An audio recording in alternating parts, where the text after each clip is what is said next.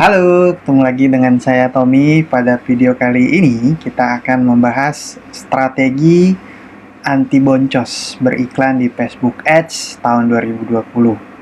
Nah, untuk Anda yang sudah mulai beriklan di Facebook Ads ataupun Instagram Ads ya, pasti Anda sudah mendengar atau sudah tahu yang namanya kata boncos. Atau kalau diartikan boncos itu rugi ya, atau nggak ada hasil. Nah, kita akan bahas yang pertama apa itu boncos gitu. Apa definisi boncos, kemudian bagaimana supaya Anda tidak boncos. Oke, langsung aja. Nah, kita cek ya. Nah, boncos atau yang biasa diartikan rugi itu terjadi ketika Anda beriklan di Facebook Ads. Anda akan beriklan nih. Anda beriklan di Facebook Ads, otomatis Anda mengeluarkan uang, ya, betul ya, mengeluarkan modal, mengeluarkan uang. Anda beriklan, otomatis Anda mengeluarkan modal dengan harapan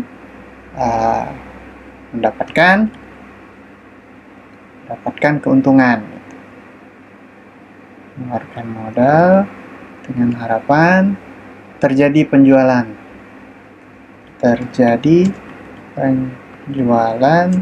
dan untung gitu ya. Nah, sedangkan boncos ya, boncos itu Anda mengeluarkan modal untuk beriklan ya, atau beriklan tapi tidak terjadi penjualan. Nah, tidak dapat hasil atau tidak terjadi penjualan. Nah, ini arti kata boncos. Terjadi penjualan. Oke. Nah, misalnya Anda mengeluarkan modal. Ini contoh ya. Kita buat di sini. Nah, misalnya kita hapus dulu.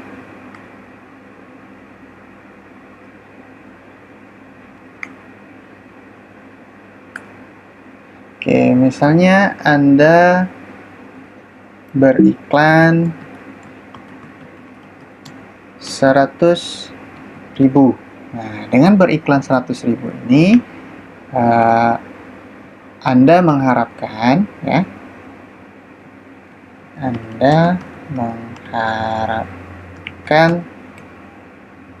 terjadi penjualan, misalnya 5, jualan 5.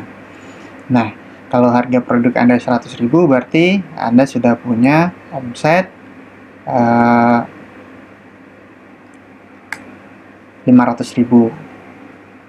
Dapat omset misalnya 500.000. Nah, tapi ketika Anda beriklan 100.000 namun Anda tidak mendapatkan penjualan, alhasil uang yang Anda keluarkan tidak dapat apa-apa. Tidak dapat apa-apa. Oke. Nah, ini definisi boncos. Definisi boncos secara umum. Nah, tapi sebenarnya ketika Anda beriklan 100.000 ya, hasil yang Anda dapatkan itu nggak hanya dalam bentuk penjualan aja. Nah, ini enaknya di Facebook Ads. Di Facebook Ads Anda juga dapat hasil selain penjualan ya. Selain penjualan, Anda juga akan mendapatkan hasil berupa data. Data ini penting, teman-teman. Kalau Anda hanya beriklan tapi Anda abaikan datanya, kemungkinan besar uang iklan Anda hanya habis begitu saja. Jadi ini, Anda beriklan 100.000, Anda dapat penjualan dan data. Jadi sebenarnya ketika Anda beriklan, Anda nggak hanya ini dapat penjualan aja, Anda dapat data juga. Nah, bagaimana caranya supaya Anda tidak boncos atau iklan Anda tetap menghasilkan walaupun mungkin secara hasil sales sedang turun, tapi Anda tetap dapat menghasilkan data. Oke, yang pertama Anda harus bisa baca data ya. Kalau kita lihat di Facebook Ads itu ada banyak sekali data yang bisa Anda baca nih. Nah, ini ya. Kalau kita pilih di sini itu banyak pilihannya. Anda mau data yang mana gitu. Nah, tapi dari data yang banyak itu ada beberapa data yang sangat penting untuk Anda ketahui. Nah, oke. Kita lihat ya, data yang penting. Penting atau utama. Data apa aja yang penting atau yang utama? 1. Jumlah orang yang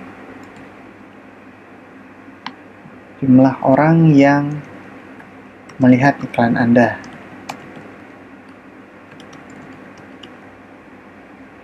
Kemudian yang kedua jumlah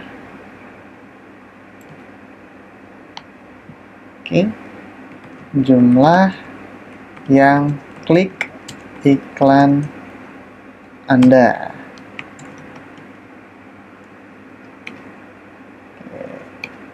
Dan yang ketiga, jumlah yang lihat atau masuk ke landing page Anda. Karena banyak juga orang yang ngeklik tapi dia nggak sampai melihat landing page Anda. Itu bisa jadi karena landing page Anda mungkin kecepatannya kurang, jadi ketika diklik belum loading orang udah pergi gitu. Nah, yang keempat ya, jumlah orang yang ambil tindakan atau isi form di landing page Anda. Nah, ini tergantung landing page Anda itu optimasi funnelingnya seperti apa. Apakah ada tombol yang langsung ke WhatsApp, atau ada form, atau diarahkan ke halaman lain lagi. Nah, itu tergantung. Jadi, ini yang penting. Dan yang terakhir tentunya jumlah closing.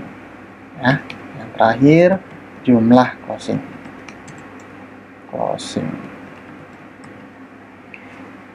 Oke, sorry.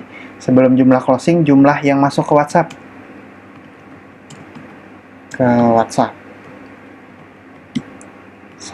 CS Anda atau WhatsApp Anda pribadi. Baru terakhir, jumlah yang closing. Nah, ini dia data penting atau data utama yang perlu Anda baca, ya, perlu Anda ketahui agar Anda bisa dapat data dan memperbaiki iklan Anda. Anda tahu, oh iklan saya kurangnya di sini nih. Oh iklan saya ternyata ada kendala di sini. Nah, itu yang perlu Anda baca. Bagaimana cara membacanya di Facebook Ads ya? Nah, Anda bisa setting ya di bagian sini, ini bagian Facebook Ads. Data Facebook Ads Anda bisa Anda setting dengan ngeklik bagian bagian kolom ini Anda bisa customize kolom. Nah, ada customize kolom, kemudian Anda pilih data-data penting yang Anda butuhkan. Kalau saya biasanya ini, ya. Yang pertama delivery itu aktif atau tidaknya, yang kedua nama adset-nya ya. Kemudian bid strategi, budget ya. Kemudian last significant edit ini boleh pakai, boleh tidak ya. Kemudian hasil. Nah, hasil ini iklan Anda tujuannya apa? Kalau konversinya berapa? Kalau add to cart-nya berapa? Purchase-nya berapa? Kemudian reach orang yang dijangkau. Berapa orang yang melihat iklan Anda, yang dijangkau oleh iklan Anda? Kalau impression, berapa kali iklan Anda muncul? Dan yang selanjutnya, cost per result, biaya per hasil. Nah, ini sebaiknya disandingkan dengan result ya, biaya per hasil. Jadi misalnya hasilnya itu adalah pembelian, per pembelian itu Anda kena biaya berapa, seperti itu. Kemudian quality ranking boleh, engagement boleh. Nah, kemudian amount spend nih. Amount spend adalah data jumlah yang Anda keluarkan dalam beriklan ya. Amount spend jumlah yang Anda keluarkan dalam beriklan. Kemudian klik ya.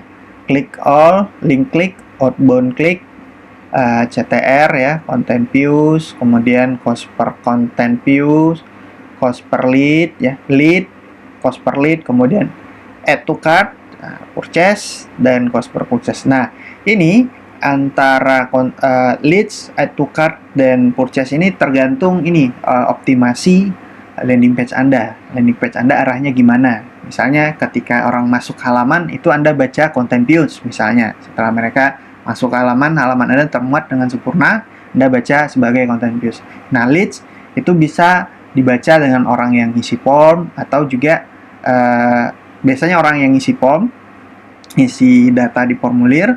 Kemudian add to cart biasanya dibaca orang-orang yang klik ke WhatsApp atau yang masuk ke halaman konfirmasi, itu bisa juga. Nah, terakhir purchase nih. Purchase ini kalau website Anda atau landing page Anda itu alurnya bisa langsung transaksi di website. Jadi orang bisa langsung transfer di website, Anda bisa optimasikan untuk purchase seperti itu. Nah, setelah Anda ini susun ini ya, untuk memunculkan, kalau seandainya ini nggak muncul, Anda tinggal search di sini saja. Misalnya purchase, itu Anda cek total purchase-nya berapa, cost-nya berapa, kemudian leads ya, leads-nya berapa, cost-nya berapa. Nah, ini total leads-nya, total cost-nya. Setelah Anda susun ya, Anda susun, bebas ini menyusunnya bagaimana Anda nyamannya aja. Anda klik apply. Klik apply, kemudian Anda akan mendapatkan tampilan data seperti ini. Nah, ini ya. Nah, ini kita dapat data nih, contoh dari iklan saya, salah satu iklan saya. Hasilnya ini 86 purchase atau pembelian, di mana per purchase-nya itu saya dikenakan atau saya mengeluarkan uang 21.000. Nah, kalau harga produk saya atau profitnya lebih tinggi dari 21.000, artinya saya masih untung. Misalnya profitnya 50.000 gitu.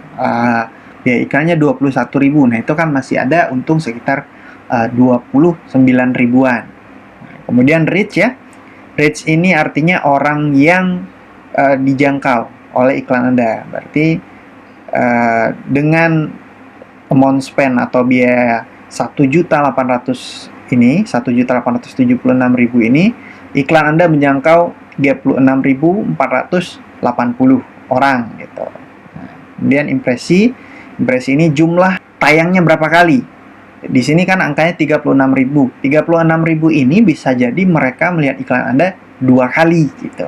Nah, karena berdasarkan optimasi yang ini, iklan saya yang ini itu untuk purchase. Jadi bisa jadi Facebook menayangkan kepada satu orang lebih dari 1 kali. Oke.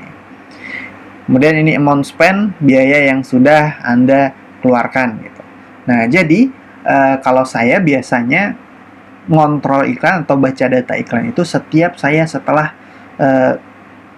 menghabiskan atau amount spend-nya ini 100.000. Jadi setiap 100.000 saya baca nih apa ada yang kurang, atau setiap 200.000 gitu. Setiap 100.000, 200.000, atau bisa juga Anda baca setiap 1 hari, 2 hari, atau 3 hari. Kalau iklan Anda baru jalan, bacanya minimal 3 hari atau 4 hari, karena butuh waktu atau butuh proses dulu untuk iklannya mengumpulkan data gitu. Jadi jangan baru jalan 1 jam, 2 jam langsung Anda lihat datanya, langsung Anda simpulkan, terlalu cepat.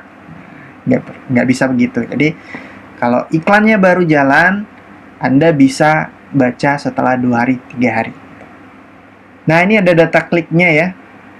Dari 36.000 orang ini ya, dari 36.000 orang ini, atau dari 62.000 kali tayang ini, yang ngeklik itu ada 3.422. Ini total kliknya. sedangkan link kliknya 1129. Oke. Nah, untuk melihat data ini, perbandingan antara link klik dengan jumlah tayang itu sudah ada sebenarnya di sini, CTR ya, ada dua, CTR all sama CTR link click through. Nah, CTR all ini sebagai pedoman ya, ini adalah indikasi seberapa menariknya iklan Anda. Nah, indikasi seberapa menarik iklan Anda. Semakin tinggi otomatis semakin bagus ya.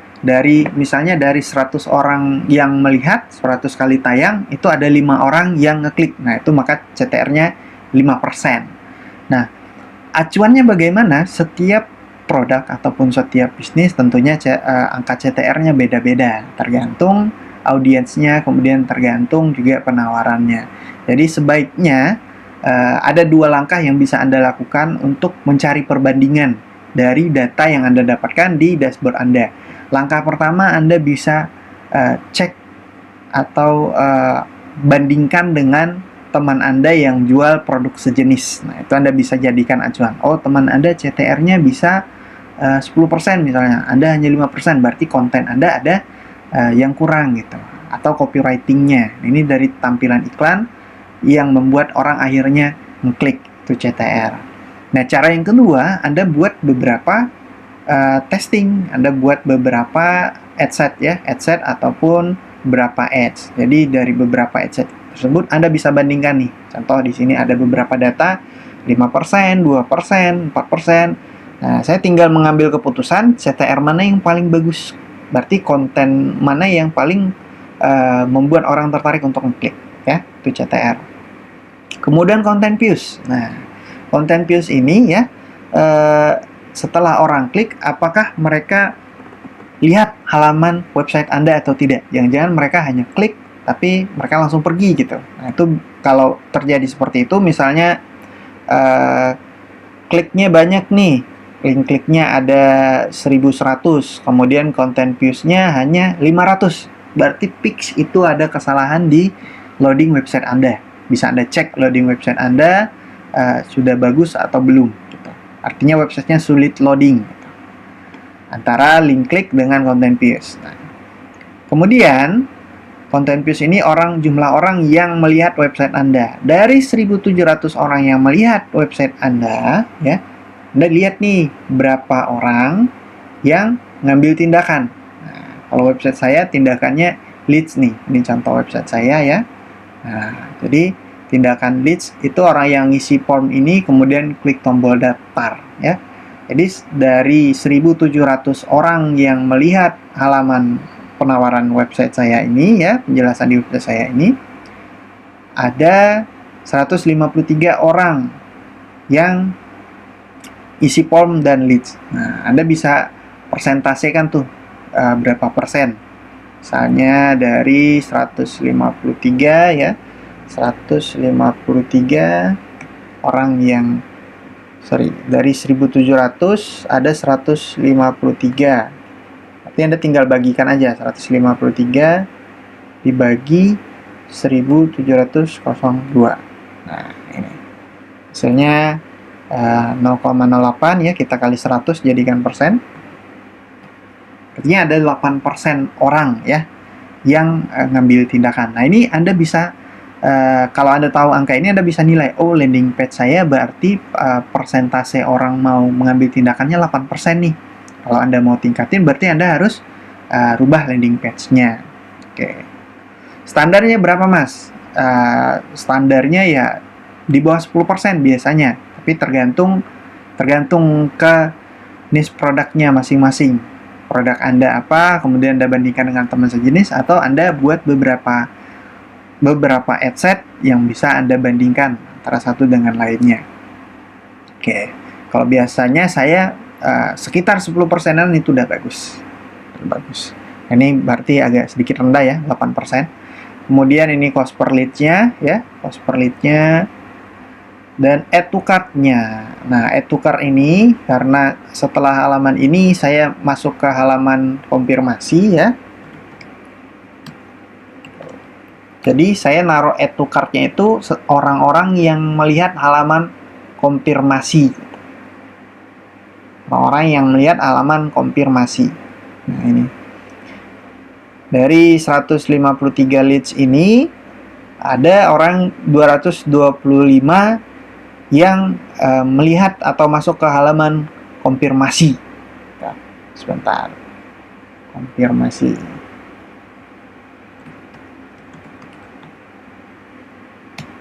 Nah, kok bisa Mas angkanya lebih besar nih? Harusnya kan lebih kecil ya. Memang seharusnya lebih kecil, tapi saya gunakan karena di sini saya sudah isi form ya.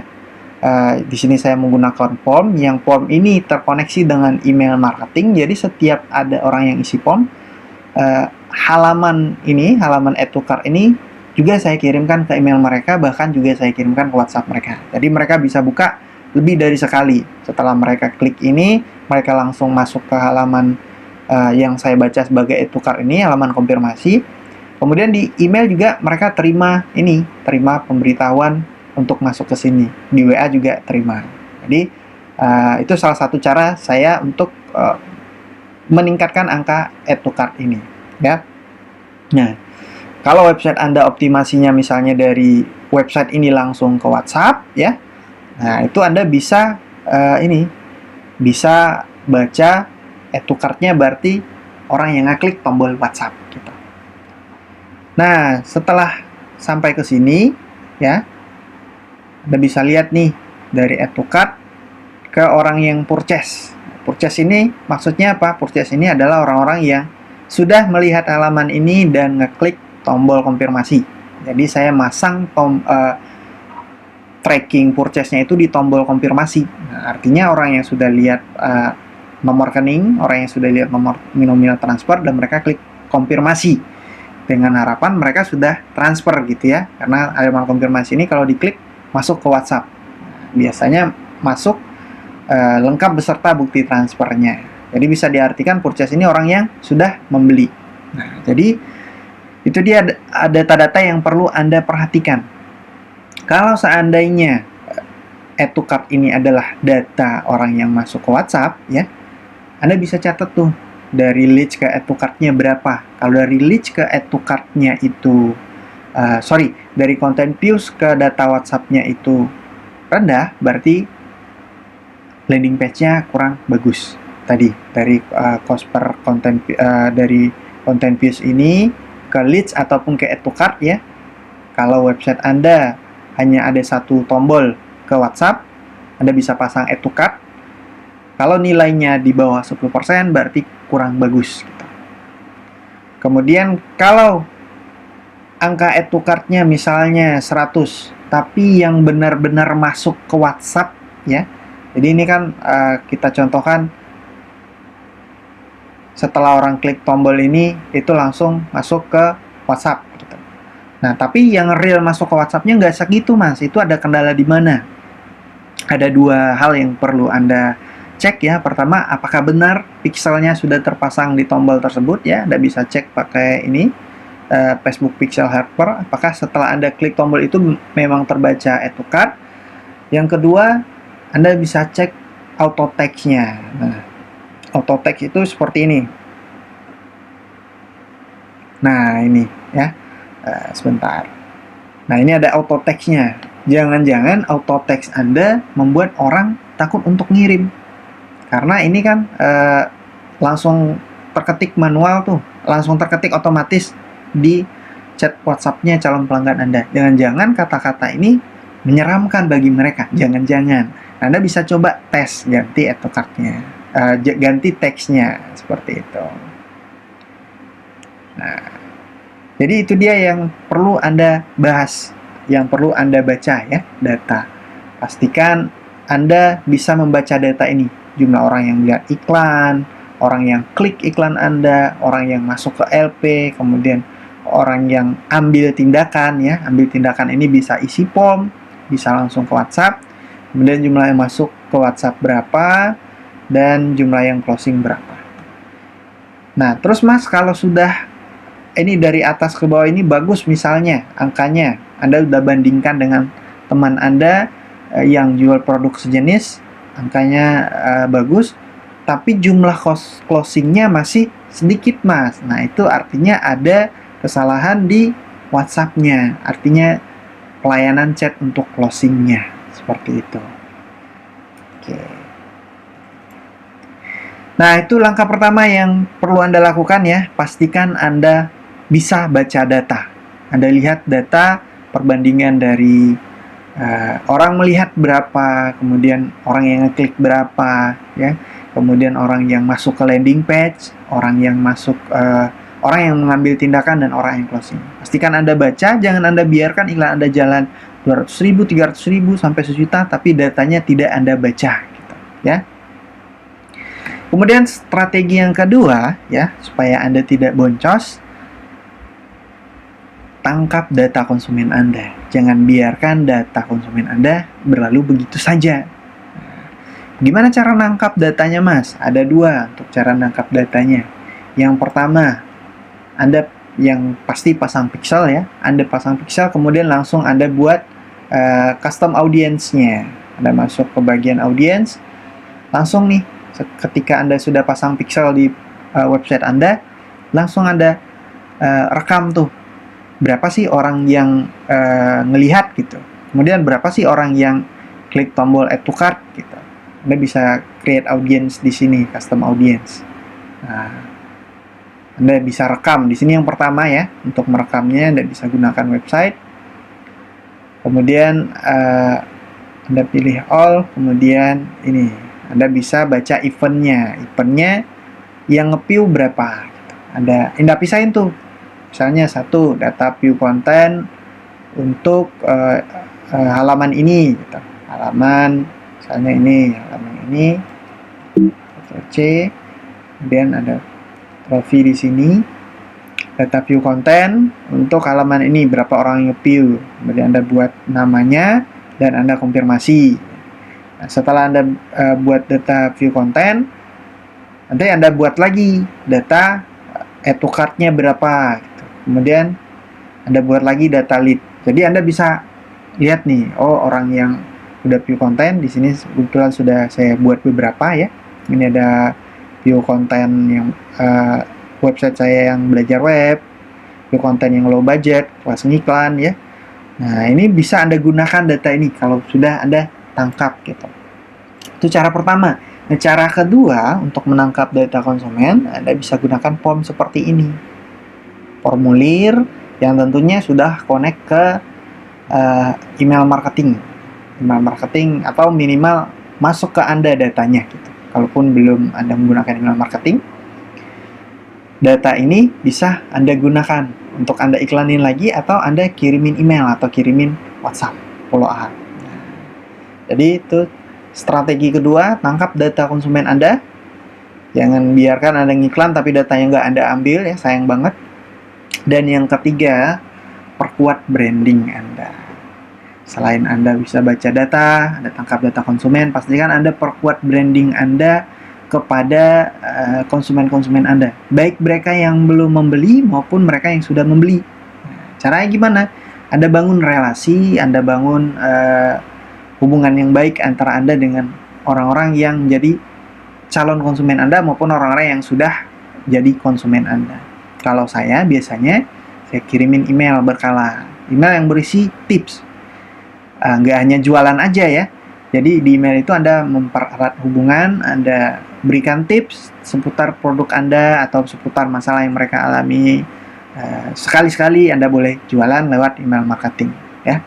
Nah, dengan cara ini bisa dikatakan walaupun Anda nggak beriklan lagi, suatu saat nanti kalau Anda sudah punya data konsumennya, Anda sudah bangun relasi yang bagus, Anda bisa jualan lewat email saja tanpa iklan gitu. Nah, itu bisa Anda lakukan. Jadi biaya iklan Anda jadi turun seperti itu. Nah, itu dia Pak Bu, beberapa strategi dari saya ya untuk menghindari keboncosan agar iklan atau biaya yang Anda keluarkan untuk beriklan itu bisa Anda maksimalkan. Walaupun belum dapat penjualan, tapi Anda bisa dapat data. Anda dapat data, Anda baca datanya, Anda tangkap datanya, Anda gunakan untuk retargeting ataupun Anda tangkap untuk email marketing seperti itu. Oke Pak Bu, sekian dulu video kali ini ya. Semoga bisa membantu meningkatkan penjualan Anda dan menghindari keboncosan. Sekian dari saya. Assalamualaikum warahmatullahi wabarakatuh.